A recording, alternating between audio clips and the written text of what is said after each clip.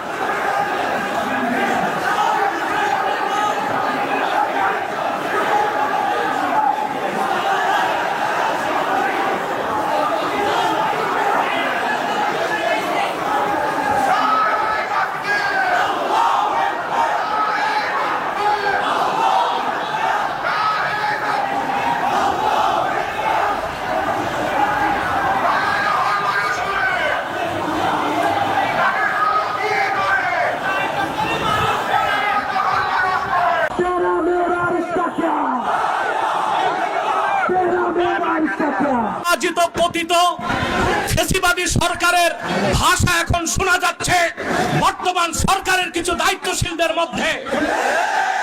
যেভাবে 16 বছরের ফ্যাসিবাদ ভেসে গেছে, আরেকটা বিপ্লবের তোরে মার্কিন দালাল যারা বাংলাদেশে মার্কিন এজেন্ডা বাস্তবায়ন করতে চাও তারাও ভেসে যাবে। প্রিয় ভাইরা, আপনারা দেখেছেন জাতিসংঘের বিতর্কিত মানবাধিকার কমিশন ঢাকায় কার্যক্রম শুরু করেছে। আমরা এটা চাই নাই। পৃথিবীর 16টি যুদ্ধ বিধ্বস্ত রাষ্ট্রে জাতিসংঘ মানবাধিকার কমিশন কাজ করে। আমার প্রশ্ন, বাংলাদেশ কি যুদ্ধ বিধ্বস্ত না স্বাধীন বাংলাদেশ? তাহলে এখানে জাতিসংঘের মানবাধিকার কমিশন কেন? তাহলে বোঝা যাচ্ছে মার্কিন দালালরা বাংলাদেশকে যুদ্ধের দিকে ঠেলে দিচ্ছে। এক সাগর রক্তের বিনিময়ে হলেও 55,000 বর্গ মাইলের বাংলাদেশের কোন 1 ইঞ্চি জায়গায় মার্কিন আগ্রাসনকে প্রতিষ্ঠিত হতে দেওয়া হবে না, হবে না, হবে না। প্রয়োজনে সাইফুদ্দিন কুতুস, রকনুদ্দিন বাইবার্স, শাহজালাল ইয়ামানির উত্তরসূরিরা আরেকবার দেশের স্বাধীনতা রক্ষায় সশস্ত্র বিপ্লবের ডাক দিতে বাধ্য। আমি বলে থাকি, জাতিসংঘ, United nation is nothing but A Christian club. জাতিসংঘ মুসলমানের পক্ষে কখনো কাজ করে না। অমুসলিমদের অধিকার রক্ষাই তাদের কাজ। গাজাতে বছরের পর বছর নিরীহ মুসলমানকে হত্যা করা হচ্ছে, সেখানে মানবাধিকার কমিশন কেন না? কাশ্মীরে মুসলমানদের হত্যা করা হচ্ছে, সেখানে মানবাধিকার কমিশন কেন না? চায়নার উইগুরে মুসলমানদের হত্যা করা হচ্ছে, সেখানে মানবাধিকার কমিশন কেন না? আমরা জানি মানবাধিকার কমিশন কেন। আল্লাহ ও তার আখিরি নবী নূর নবীজি মুহাম্মদ সাল্লাল্লাহু আলাইহি ওয়াসাল্লামের আরশচুম্বী সম্মান মর্যাদার বিরুদ্ধে যে কুলাঙ্গার সাতেম কাফেররা বক্তব্য দিবে, তাদের শাস্তির দাবি করলেই মানবাধিকার কমিশন তাদের পক্ষে ঢাল হয়ে দাঁড়াবে। খেলাফত প্রতিষ্ঠার কথা যারা বলবে, জিহাদের কথা যারা বলবে, জঙ্গি তকমা দিয়া তাদের কারাগারে বন্দী করতে চায়, আর সুযোগ দেওয়া হবে না। কোন একজন আলেমকে জঙ্গি তকমা দিয়ে জেলখানায় ঢুকালে জেলখানার ইটগুলোকে একটা একটা ছুটিয়ে দিবে বাংলা।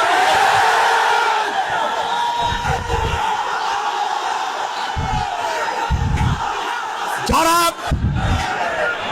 শরিয়া রাষ্ট্র চায়, যারা জিহাদে বিশ্বাসী, তাদেরকেই পশ্চিমারা জঙ্গি বলে। আর যারা বুলেট নয়, ব্যালটের পূজারি, ওইসব পীর আর মৌলবীদেরকে পশ্চিমারা মডারেট মুসলিম বলে। তারা মডারেট মুসলিম না, মুনাফিক মুসলিম। প্রিয় ভাইরা, জঙ্গি শব্দের উৎপত্তি কখন থেকে? টুইন টাওয়ার হামলার পর থেকে পশ্চিমারা প্র্যাকটিসিং মুসলিমদেরকে প্রশ্নবিদ্ধ করতে, জিহাদের বিরোধিতা করতে জঙ্গি শব্দ আমদানি করেছে। আর পশ্চিমাদের পা চাটা গোলাম প্রথম আলো কর্তৃপক্ষ এই জঙ্গি নাটকের পক্ষে তাদের বুদ্ধিভিত্তিক সহযোগিতা করেছে। সেজন্য আমি বলবো, মুজিবের 32 নাম্বার যদি ভাঙ্গা যায়, প্রথম আলোর অফিসকে মাটির সাথে ঘুরায় দিতে হবে। এটাই বাংলাদেশের আলেমদেরকে জঙ্গি তকমা দেবার ন্যারেটিভ তৈরি করে। জঙ্গি, আমি বলি জঙ্গি খারাপ না, জাং থেকে জঙ্গি। জাং মানে যুদ্ধ, আর জঙ্গি মানে যোদ্ধা। উত্তরা দিয়াবাড়িতে জঙ্গি বিমান ভূপাতিত হয়েছে, সেটা কি সন্ত্রাসী বিমান? না। যিনি পাইলট ছিলেন তিনিও জঙ্গি, যেহেতু যোদ্ধা। মুক্তিযোদ্ধারাও জঙ্গি, যেহেতু যোদ্ধা। এই শব্দটার অপপ্রয়োগ বাংলাদেশে শুরু হয়েছে শুধু ইসলামী রাষ্ট্র যারা প্রতিষ্ঠা করতে চায়, জিহাদের পক্ষে যারা, তাদের কণ্ঠ রোধ করার জন্য। তা মেনে নেওয়া হবে না, বরদাস্ত করা হবে না। এই মহাসমাবেশ থেকে ডক্টর ইউনূসকে বলছি, কান পেতে শুনে রাখুন, আপনার হালুয়া রুটির ভাগ যারা খায়, আপনাকে তারা বাঁচাতে পারবে না। অনতি বিলম্বে উলামায়ে কেরামকে জঙ্গি তকমা দেওয়া বন্ধ করতে হবে। যে সমস্ত নির্যাতিত তাদেরকে মুক্ত করে দিতে হবে। আর জাতিসংঘের বিতর্কিত কমিশন কার্যক্রম বন্ধ করতে হবে, নতুবা আমরা মার্চ টু যমুনা দিতে বাধ্য হব।